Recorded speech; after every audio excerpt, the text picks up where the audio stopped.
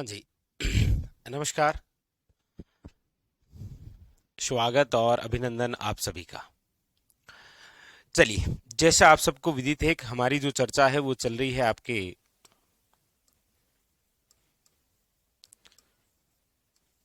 राजस्थान के वाद्य यंत्रों को लेकर।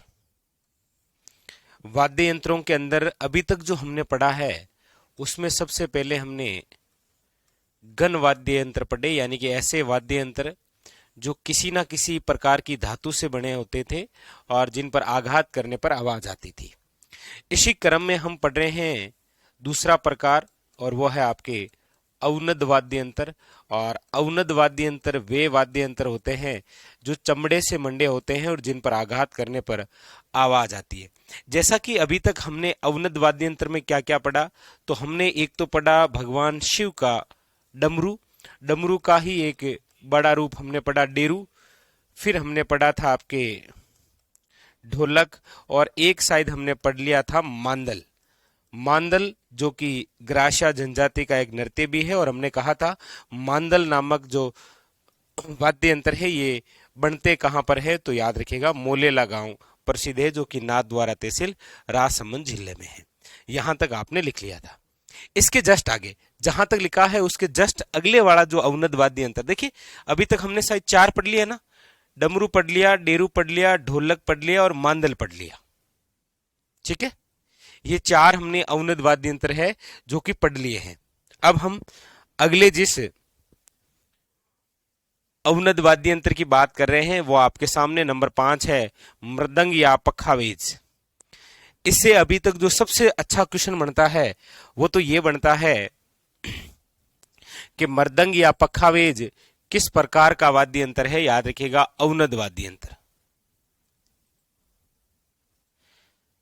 ठीक है, अब देखिए, कई बार तो ऐसे भी पूछ लेता है कि मृदंग नामक वाद्य यंत्र का दूसरा नाम क्या है। याद रखिएगा पखावेज, ये रहा।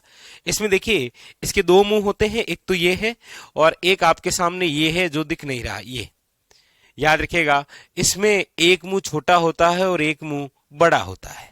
ठीक है, लेकिन इंपॉर्टेंट बात यह है कि इनके जो प्रसिद्ध कलाकार हैं वो कौन कौन से हैं, क्योंकि एग्जामिनर ने अभी तक यहां से जो क्वेश्चन पूछा है वो एक तो यह है कि मृदंग या पखावे जो है वो किस प्रकार का वाद्य यंत्र है, तो अवनद वाद्य यंत्र। और याद रखिएगा इंपॉर्टेंट बात कि इसके प्रसिद्ध कलाकार कौन कौन से हैं, तो याद रखिएगा एक तो है आपके पंडित पुरुषोत्तम दास और एक है व्यक्ति भवानी शंकर। दोनों ही नाम लिख लीजिए।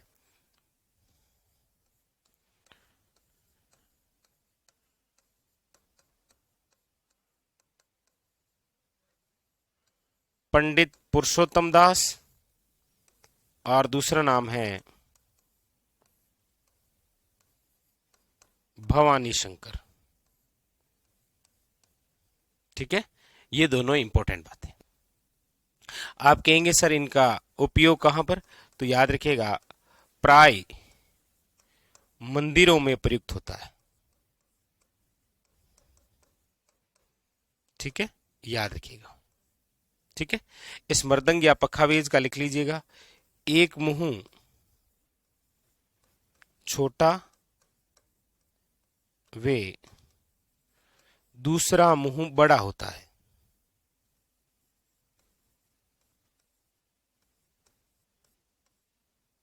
बड़ा होता है।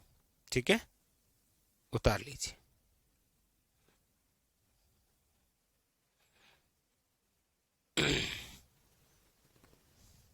उतारिए मृदंग या पखावेज।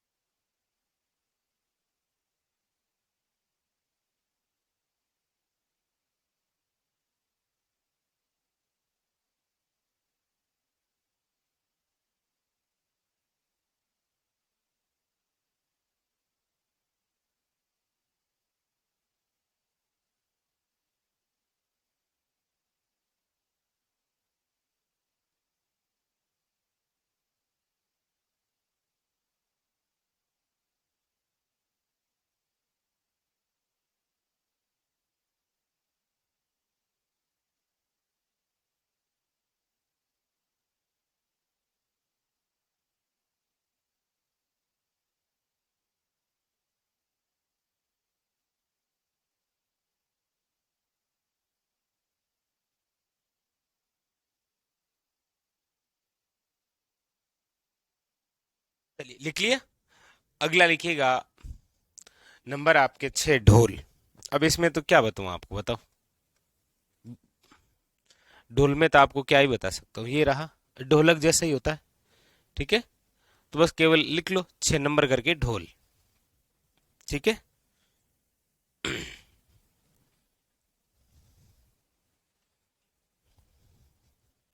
लिख लीजिएगा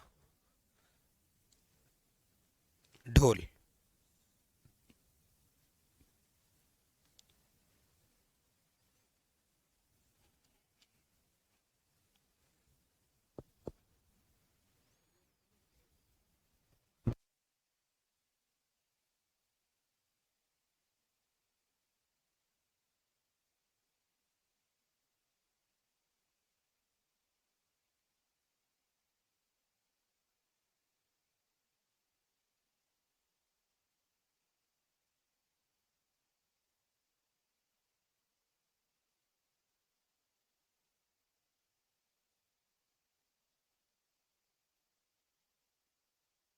अगला लिखिए, नंबर है आपके सामने 7।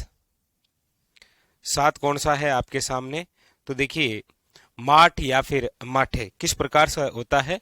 तो देखिए यह आपके मृद भांड यानी कि मिट्टी से बना हुआ है, और इसके ऊपर ये देखिए यहाँ पर ये चमड़े से मंडा हुआ है, और इसके ऊपर ये आघात करता है तो आवाज आती है। वैसे इसका प्रमुख रूप से जो उपयोग है वो पाबूजी के पवाड़े गाते समय होता है। लिखिएगा पाबूजी की लोक गाथा के समय इसका प्रयोग किया जाता है। ठीक है, और पाबूजी की लोक गाथा क्या कहलाती है, याद रखिएगा पवाड़े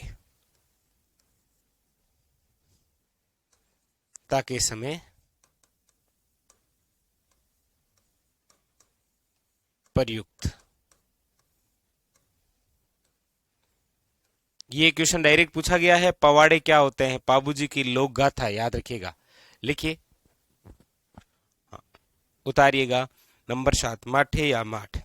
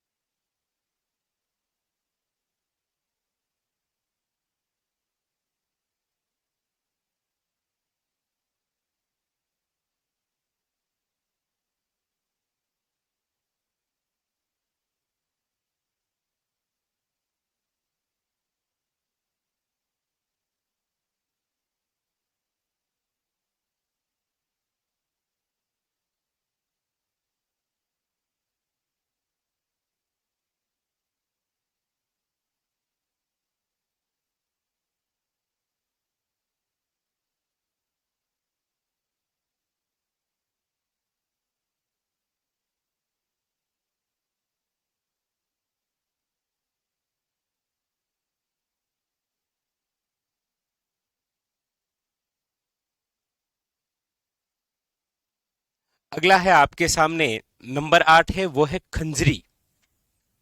कौन सा वाद्य यंत्र है, देखिएगा खंजरी। आप देखेंगे तो लगभग ये आपको कैसा दिखाई दे रहा है, आपने चंग देखा होगा, चंग होली के अवसरों पर यहां पर रखते हैं, फिर इसको ऐसे बजाते रहते हैं। आपको नहीं लगता ये चंग का छोटा रूप है खंजरी। ठीक है, वैसे इसका प्रमुख रूप से जो उपयोग होता है ना, लेकिन एक बार आप लिखिएगा ताकि आप जो वापस पढ़ें तो खंजरी से पता चलना चाहिए कि किस प्रकार का वाद्य यंत्र है। तो लिख लीजिएगा चंग का छोटा रूप। चंग का छोटा रूप है खंजरी। ठीक है, और दूसरी बात लिखिएगा, कामड़ जाति द्वारा प्रयुक्त, कामड़ जाति द्वारा प्रयुक्त। लिखिए सर्कल की कल्चर, अच्छा नहीं है ये, वो अभी आपकी टीम कर देगी। ठीक है, लिखिएगा खंजरी, चंग का ही एक छोटा रूप है ये।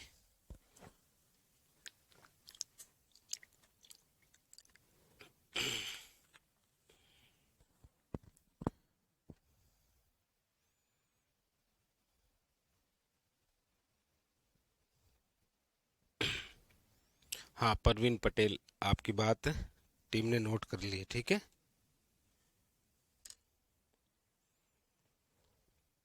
चलिए अगला देखिए, ये रहा आपके सामने, यानी कि 8 नंबर क्या हो गया है, खंजरी। नंबर 9 है आपके सामने, ये देखिए। अब इसके बहुत सारे अलग अलग नाम हैं। देखिए ये जो आपको दिखाई दे रहा है ना, ये है आपके सामने चंग। चंग बोल सकते हैं आप इसे, या इसे आप बोल सकते हैं घेरा, और या फिर इसे आप क्या बोल सकते हैं, ढप। चंग, ढप और घेरा, इसका प्रयोग कब होता है, तो आप अक्सर देखते हैं ग्रामीण क्षेत्रों के अंदर कि चंग बजाया जाता है होली के अवसर पर। ठीक है, तो लिखिएगा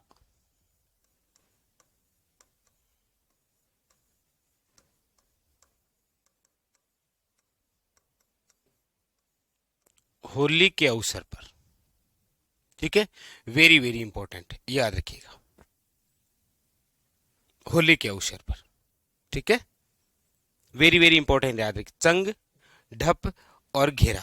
ठीक है, अच्छा दूसरी बात देखिए, इसका प्रयोग होली के अवसर पर करते हैं, लेकिन आप देखते हैं कि शेखावटी के अंदर जो नृत्य होता है ना, शेखावटी के ढप नृत्य वे गीदड़ नृत्य में प्रयुक्त।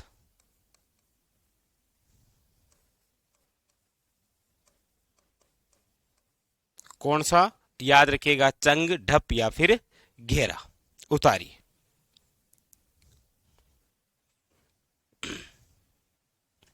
हाँ इसके बाद में आभूषण वेशभूषा करवा देंगे। ठीक है, चिंता नहीं करनी।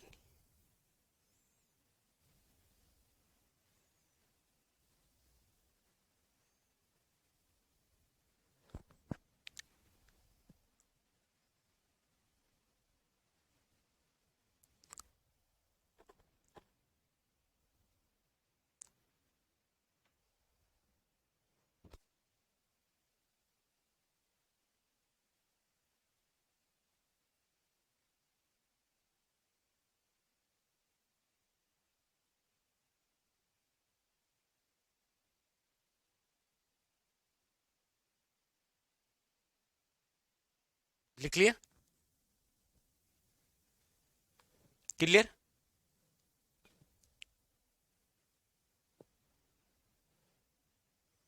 चलिए नेक्स्ट है आपके सामने नंबर 10, नगाड़ा। देखिए इस प्रकार से, इस डंडी के माध्यम से जब आघात करेंगे तो इससे क्या आएगी, आवाज, नगाड़ा।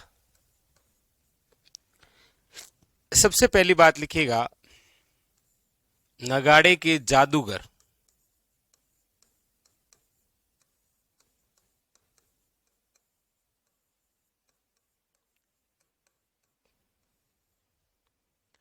नगाड़े के जो जादूगर हैं वो कौन है, याद रखिएगा, राम किशन सोलंकी।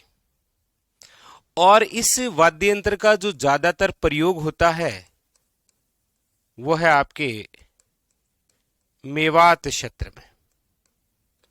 इंपॉर्टेंट बात। और यदि हम ये चर्चा करें कि सर ये जो नगाड़ा नामक वाद्य यंत्र है इसका जो प्रयोग है वो हम किस प्रकार के लोक नाट्यों में करते हैं, तो याद रखिएगा रामलीला है या फिर जो नौटंकी होती है ना, उसके अंदर इसका प्रयुक्त होता है।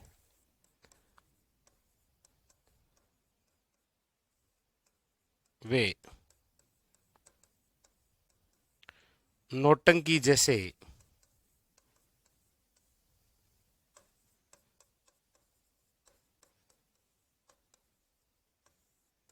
लोक नाट्यों में प्रयुक्त। इंपॉर्टेंट बात याद रखिएगा, नगाड़ा। ठीक है, उतारिए इसे नगाड़े के बारे में। ठीक है,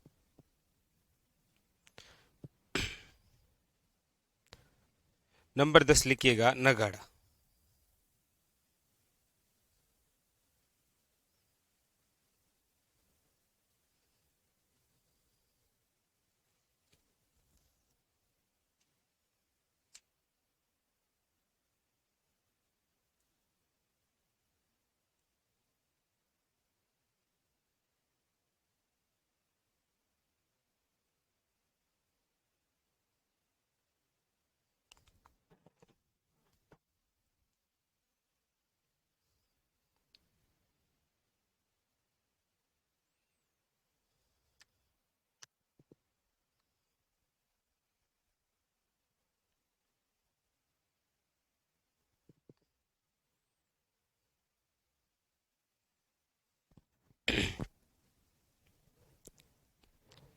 लिख लिया। अगला लिखिएगा, नौबत। अब आप देखेंगे कि सबसे पहला तो यही अच्छा क्वेश्चन बनता है कि नौबत किस प्रकार का वाद्य यंत्र है, तो याद रखिएगा औनद नामक वाद्य यंत्र। और ये जो औनद प्रकार का वाद्य यंत्र है आपके नौबत, देखिए आप देखेंगे कि नौबत कितना बड़ा वाद्य यंत्र दिख रहा है आपको। तो याद रखिएगा, अभी तक हमने जितने भी औनद वाद्य यंत्र पढ़े हैं और आगे हम जो पढ़ेंगे, तो औनद वाद्य यंत्रों में सबसे बड़ा वाद्य यंत्र है नौबत।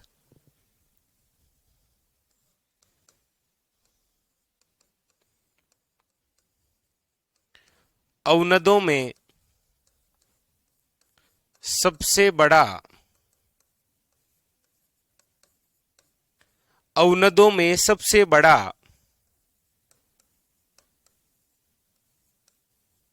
बड़ा वाद्य यंत्र। देखिए प्राचीन काल के अंदर युद्धों में इसका प्रयोग करते थे। प्राचीन काल में युद्धों में प्रयुक्त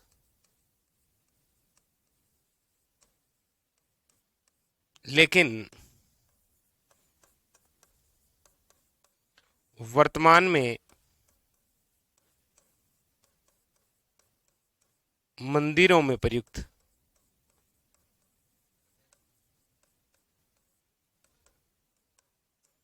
ठीक है, चलिए उतारिए नौबत नामक अवनद वाद्य यंत्र, उतारिए।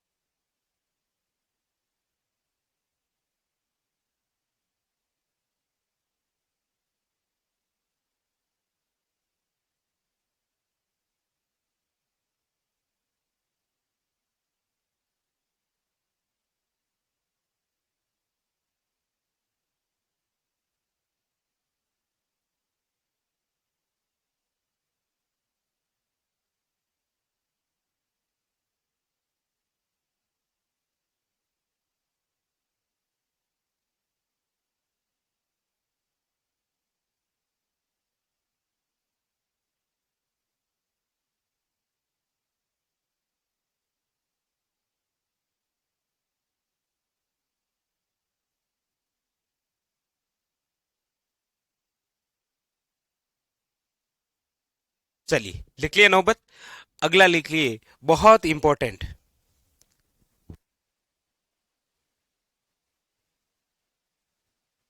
अगला है आपके बम, टामक या दमामा। देखिए सबसे अच्छा तो क्वेश्चन ये आता है कि बम नामक अवनद वाद्य यंत्र का दूसरा नाम क्या है? टामक। या इसका अन्य नाम क्या है? याद रखिएगा दमामा। ये इस प्रकार से होता है। और यहां पर जो चमड़ा मंडा गया है ना, ये आपको थोड़ा ऐसे गंदा सा दिख रहा होगा, दिख रहा है ना? क्योंकि ये जो चमड़ा है ये भैंसे की खाल का है। किसकी है? भैंसे की खाल का। तो सबसे अच्छा क्वेश्चन है कि अवनद या टामक दमामा किस प्रकार का वाद्य यंत्र है? तो अवनद वाद्य यंत्र है। इसमें लिखिएगा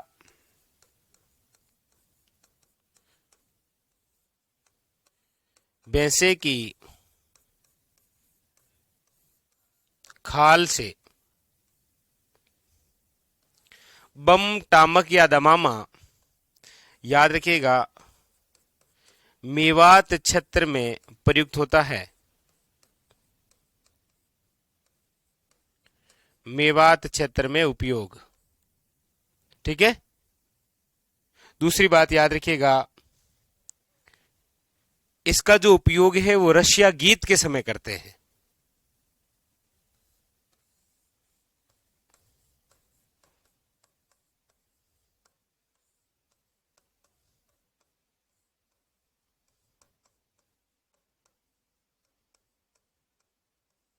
रशिया गीत में प्रयोग। ठीक है। बम, टामक या दमामा। उतारी। ठीक है, रजनी आपको बताएंगे भी।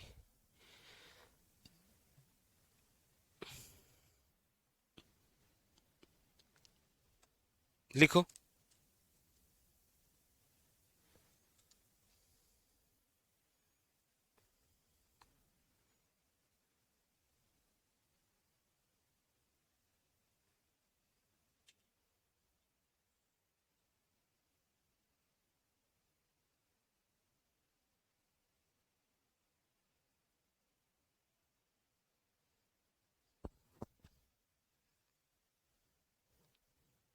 लिख लिया?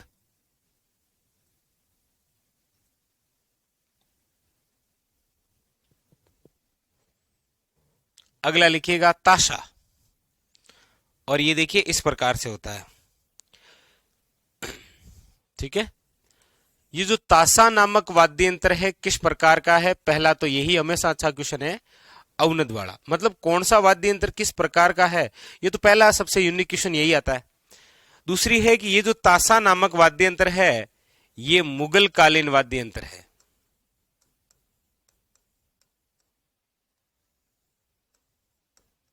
मुगल कालीन वाद्य यंत्र। ठीक है। और दूसरी बात याद रखिएगा, ताशा नामक वाद्य यंत्र का प्रयोग कब करते हैं? तो याद रखिएगा,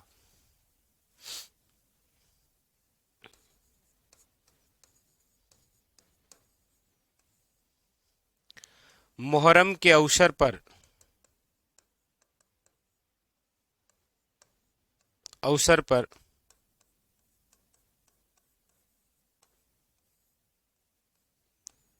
ताजिए निकालते समय।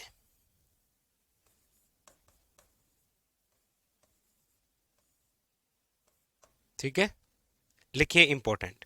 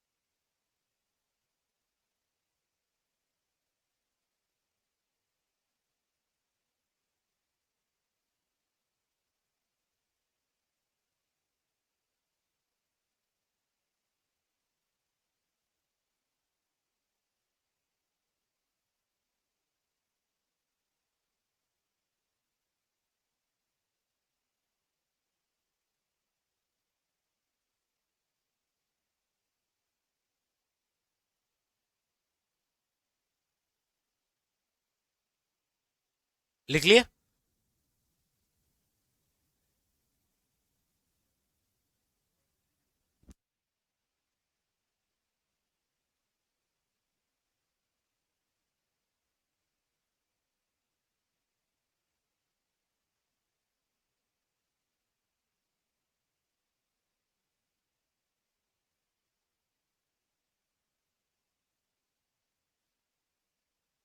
चलिए, अगला लिखिएगा तबला।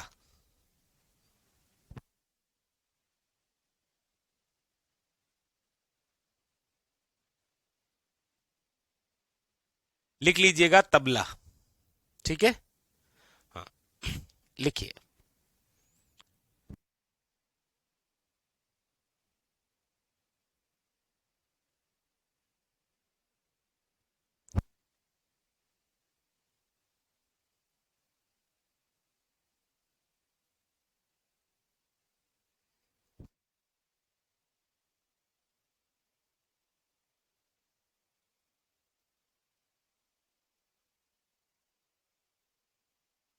चलिए आगे लिखिएगा।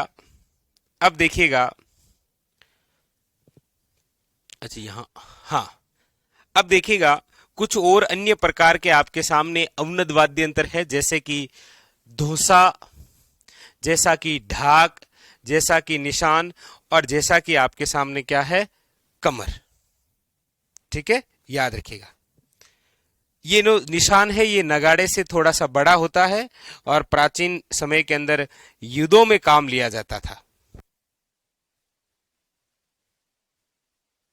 इसमें यदि लिखना चाहेंगे तो देखिए, ढाक में तो आप लिख लीजिएगा हाड़ौती क्षेत्र में, ये तो हाड़ौती क्षेत्र में प्रचलित है। और निशान की आप बात करेंगे तो नगाड़े से बड़ा रूप है, नगाड़े का बड़ा रूप।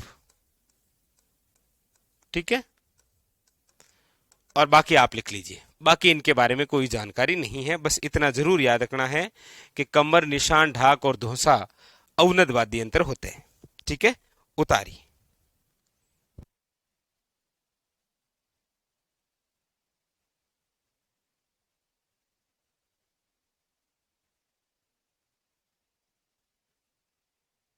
ठीक है, ये उतार लीजिए और आपके सामने जितने भी अवनद वाद्य यंत्र है वो हो गए आपके सामने कंप्लीट।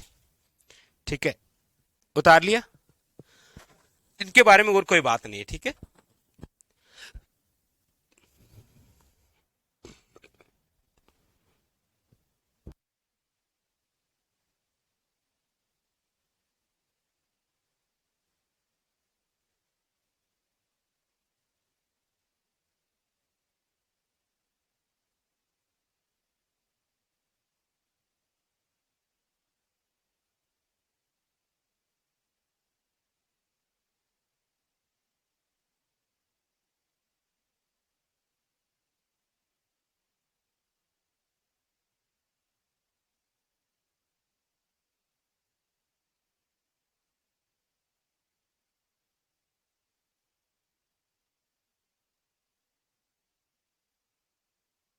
चलिए लिख लिया।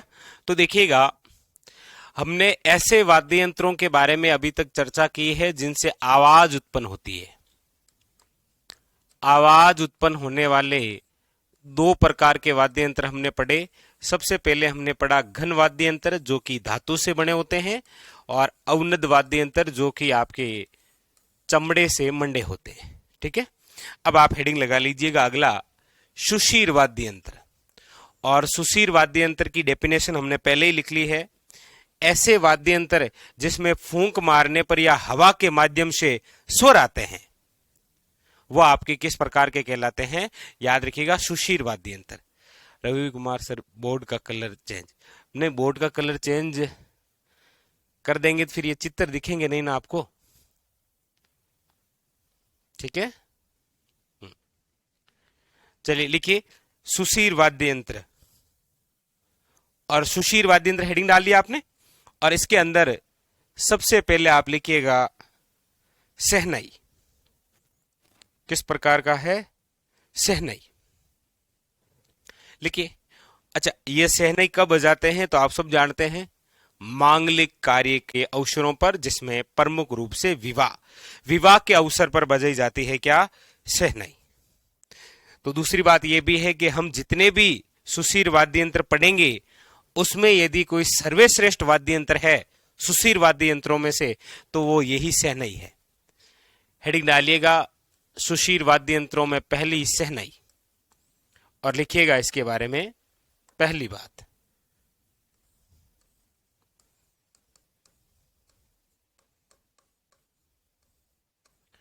सुशीर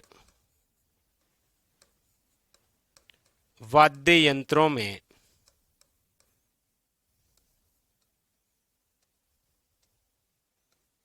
सबसे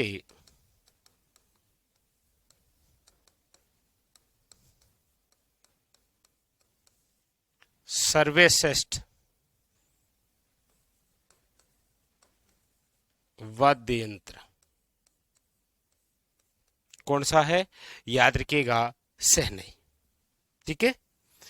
इसके आकार की आप बात करेंगे तो देखिए चिलम जैसा है ना, आकार है चिलम के समान।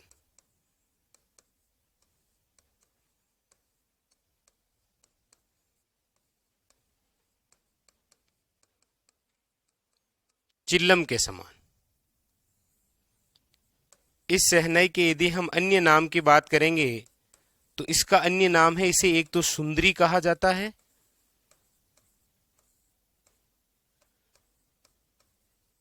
और एक इसे नफीरी कहा जाता है।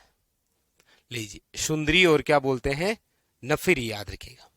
प्रसिद्ध कोई इसके कलाकार वे हैं तो वो है बिस्मिल्लाह खां।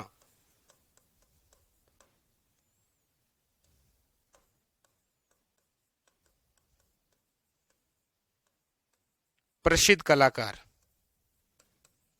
तो जो प्रसिद्ध कलाकार है वो है आपके बिस्मिल्लाह खां। और याद रखिएगा,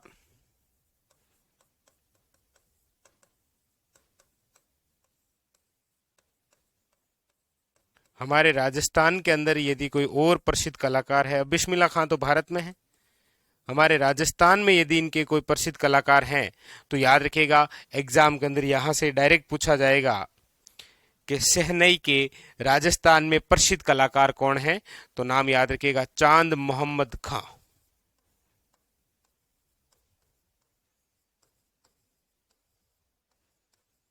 चांद मोहम्मद खां, उतार लीजिएगा शहनाई,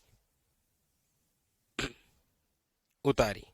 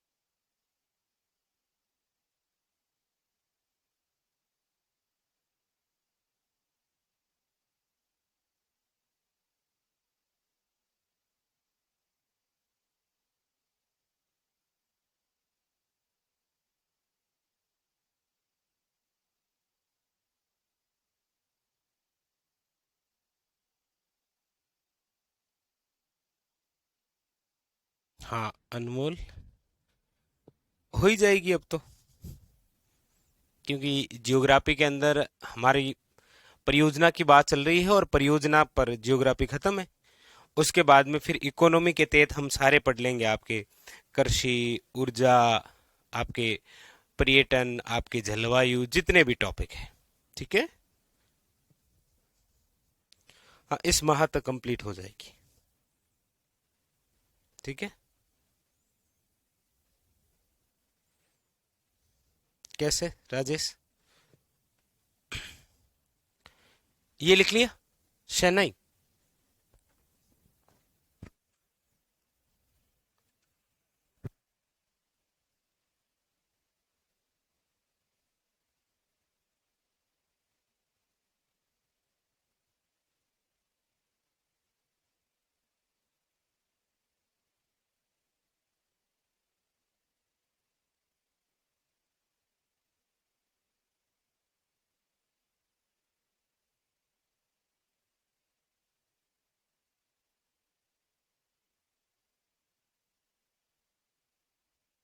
मिस्टर विक्रम, चलिए बिल्कुल बताएंगे, परियोजना में आपको मैं जरूर लिखूंगा, लिखिएगा बूंदी में। ठीक है विक्रम, चलिए आगे बढ़ूं मैं। अगला लीजिए। अगला है आपके सामने, वो है भूंगड़। देखिए, भूंगड़ नामक जो वाद्य यंत्र है, ये एक सुशीर प्रकार का वाद्य यंत्र है। और सबसे पहली बात तो यह है कि इसका प्रयोग जो है वो प्राचीन समय के अंदर युद्धों में होता था।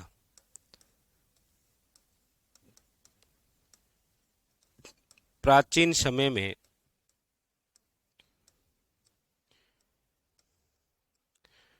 युद्धों में प्रयुक्त, इसीलिए इसका दूसरा नाम भी है रणभेरी।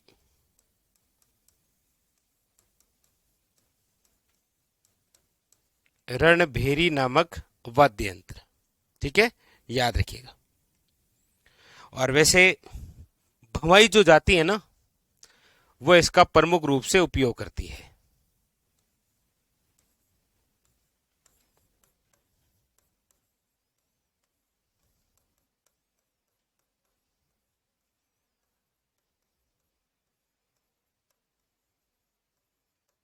भवाई जाति द्वारा प्रयुक्त। उतार लीजिए आपके सामने भूंगल नामक वाद्य यंत्र, उतारिए।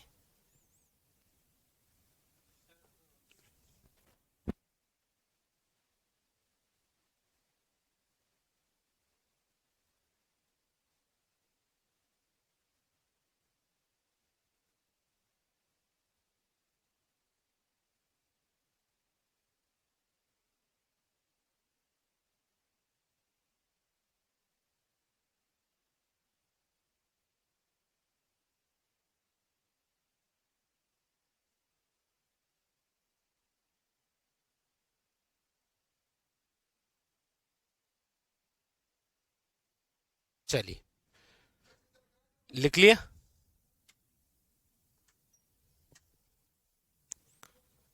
चलिए अगला है बांसुरी।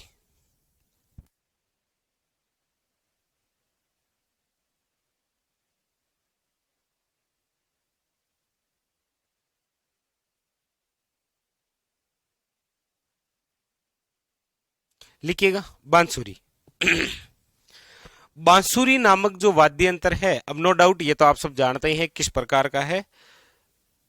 सुशीर वाद्य यंत्र, नंबर 3 लिखिएगा बांसुरी। और इसमें लिखिएगा भगवान श्री कृष्ण।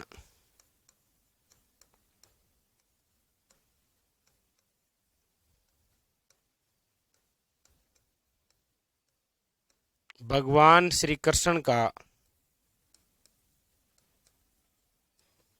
वाद्य यंत्र। प्रसिद्ध कलाकार लिखिएगा हरिप्रसाद चौरसिया। प्रसिद्ध कलाकार है हरिप्रसाद चौरसिया।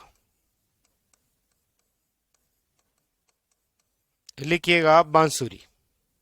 दो बातें हैं केवल, लिखिएगा। ठीक है।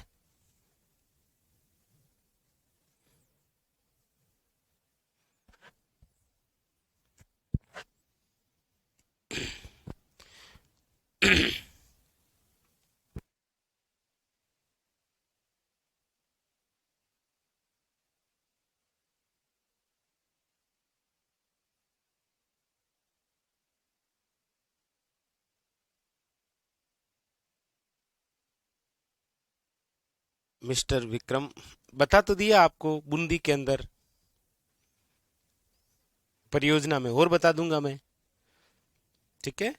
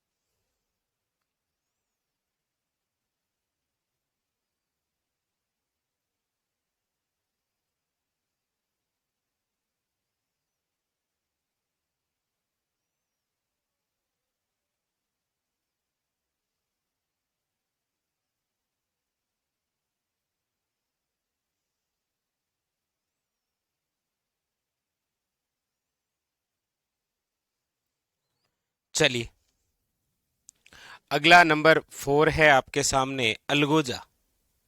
बहुत ही अच्छा क्वेश्चन है। अलगोजा किस प्रकार का वाद्य यंत्र है? पहला क्वेश्चन तो ये, सुशीर वाद्य यंत्र।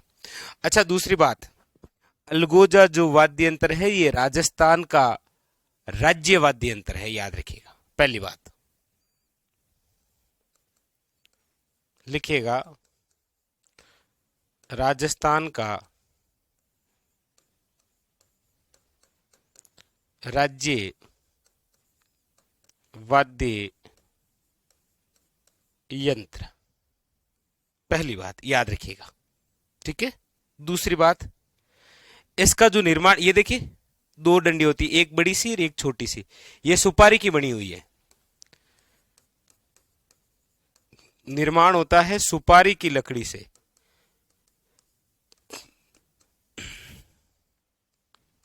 सुपारी की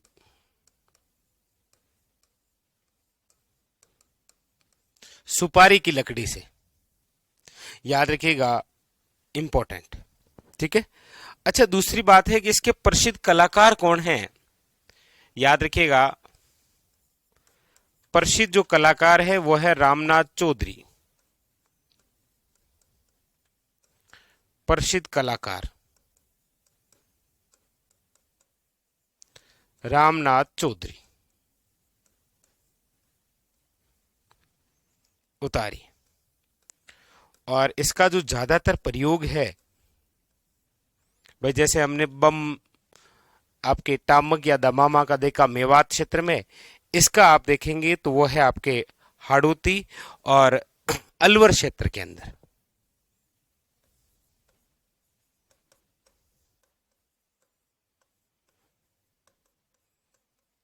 अलवर क्षेत्र में। ठीक है, इनको उतारिए। लिखिएगा अलगोजा। ज्यादातर देखिए जहां व्यक्ति का नाम आ रहा है ना, फिर वो लाइन बहुत ज्यादा इंपॉर्टेंट हो जाती है, और या उसकी कोई विशेषता हो तो। उतारो। जैसे शब्द की रचनाएं नहीं लिख, राजेश जैसे आपके एग्जाम्पल दूं मैं, देखिए वहां पर हमने प्रमुख साहित्यकार पढ़े, नो डाउट, और उन साहित्यकारों की जो प्रमुख बातें थी वो हमने पढ़ी वहां। और रचनाओं की यदि मैं बात करूं तो आप, एग्जाम्पल दे देता हूं आपको, जैसे कि आपके राजस्थान इतिहास की क्लास चलती है, उसके अंदर मैंने आपको कुंभा पढ़ाया था। तो कुंभा भी एक साहित्यकार ही थे, लेकिन मैंने उनको वहां साहित्य में ना लिखा कर उनके स्वयं को जब मेवाड़ में पढ़ाया, तो कुंभा और उनके दरबारियों की जितनी रचनाएं हैं वो सारी मैंने आपको लिखाई वहां। ठीक है, तो वो चिंता ही नहीं करनी है कि रचनाएं नहीं लिखाऊंगा, बिल्कुल मैं कंप्लीट रचनाएं लिखाऊंगा आपको। ठीक है,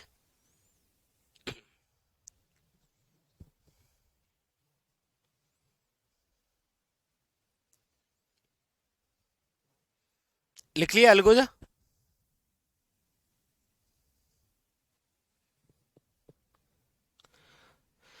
अगला है आपके सामने शतारा। नंबर 5 है आपके सामने सतारा। देखिए, इस सतारा को आप देखेंगे तो इसमें झलक आपको बांसुरी वाली भी दिखाई दे देगी, इसमें झलक आपको अलगूजा की भी दिखाई दे देगी, और इसमें झलक आपको सहनई की भी दिखाई दे देगी। यानी कि जो सतारा है, अच्छा क्वेश्चन है, सतारा किस प्रकार का वाद्य यंत्र है? सुशीर। याद रखिएगा, ये आपके बांसुरी,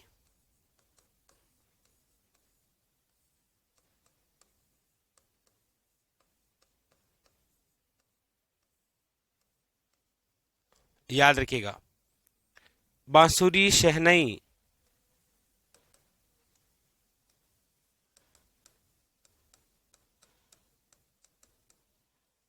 अलगोजा का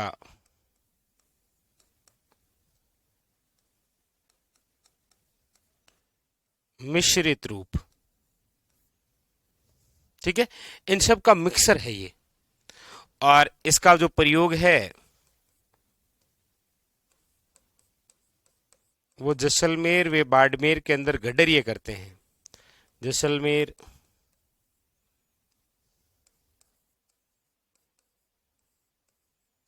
वे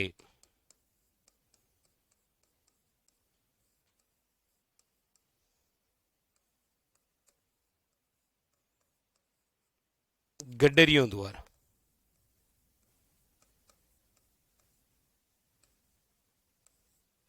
उतारिए सतारा।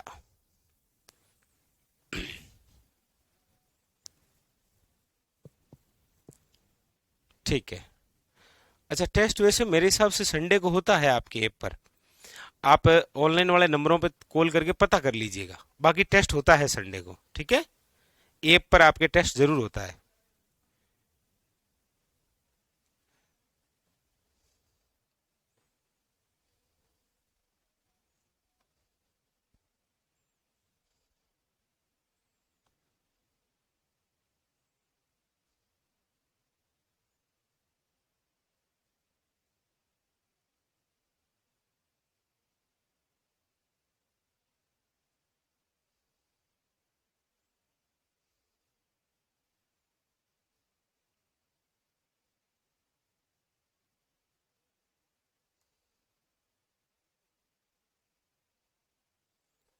चलिए, लिख लिया। नंबर 6 देखिए, आपके सामने है बांक्या। बांक्या, देखिए ये इस प्रकार से,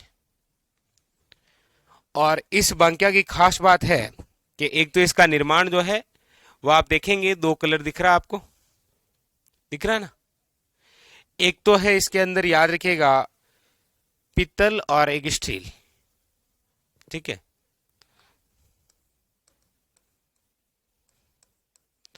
धातु से बना जरूर है, याद रखिएगा, लेकिन गन वाद्य यंत्र नहीं है, क्योंकि बजेगा कब? जब फूंक मारेंगे।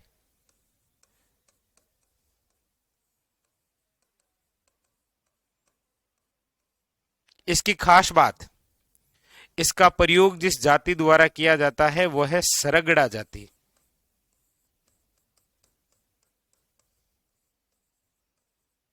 सरगड़ा जाति द्वारा प्रयुक्त।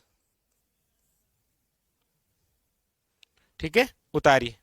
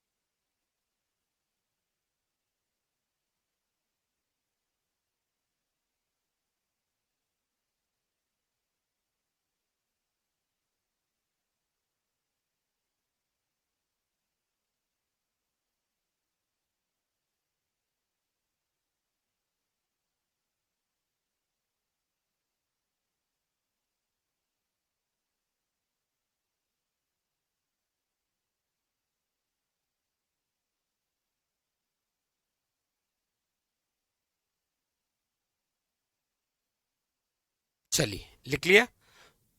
अगला लिखिएगा बिगुल। बिगुल नंबर 7 लिखिएगा बिगुल। और आप इसे देखेंगे तो आजकल आप देखते होंगे कि इसका जो प्रयोग किया जाता है वो आर्मी और पुलिस के अंदर करते हैं ना। जब पुलिस वालों की परेड वगैरह होती है उस अवसर पर बिगुल बजाते हैं।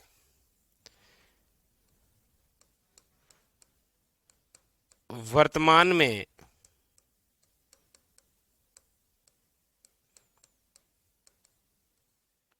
पुलिस विभाग में वे आर्मी में प्रयुक्त सेना विभाग में। ठीक है। और प्राचीन समय के अंदर युद्धों में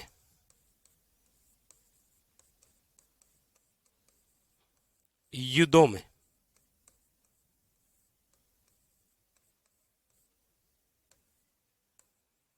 युद्धों में उतारी।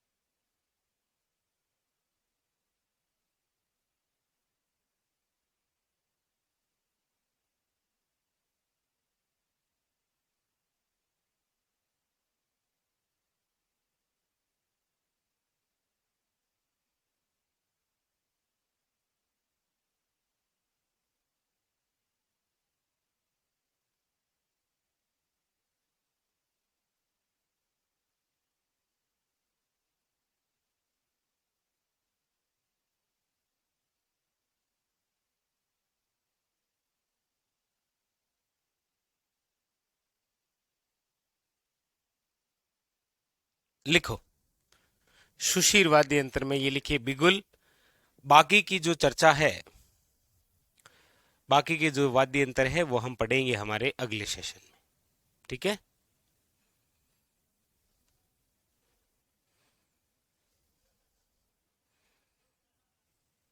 ठीक है।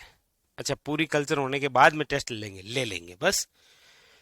100 क्वेश्चनों का ले लेंगे बस, चिंता मत करिए।